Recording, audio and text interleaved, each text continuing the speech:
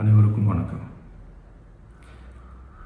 என் லைஃப்பில் இந்த மாதிரி ஒரு பெயின்ஃபுல்லான ஒரு சுச்சுவேஷனை நான் ஃபேஸ் பண்ணதே கிடையாது.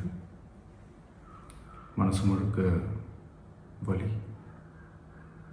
வலி மட்டும்தான். இந்த சுற்றுப்பயணத்தில் என்னென்ன மக்கள் பார்க்க வராங்க, அதுக்கு ஒரே ஒரு காரணம் தான், அவங்க என் மேலே வச்சிருக்கிற அன்பும் பாசம்.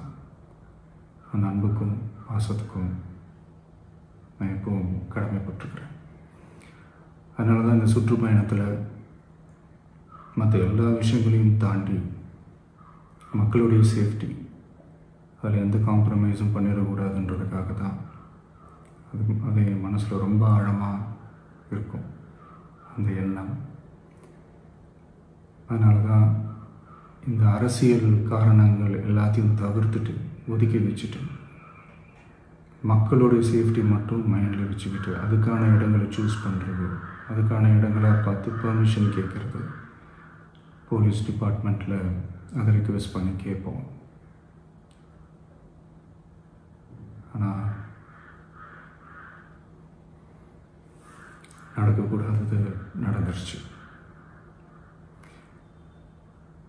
ஆனால் மனுஷன் தானே, அந்த நேரத்தில் அத்தனை பேர் பாதிக்கப்பட்டு இருக்கும்போது எப்படி அந்த ஊரை விட்டுட்டு என்னால் கிளம்பி வர முடியும்?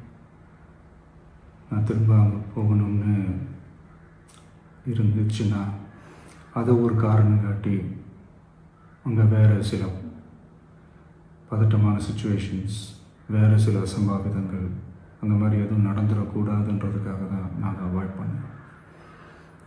இந்த நேரத்தில் சொந்தங்களை இழந்து தவிக்கிற அத்தனை குடும்பங்களுக்கும் என்னுடைய ஆழ்ந்த இரங்கலை தெரிவிச்சுக்கிறேன். எனக்கு தெரியும், என்ன சொன்னாலும் இது ஈடேயாகாதுன்னு எனக்கு தெரியும்.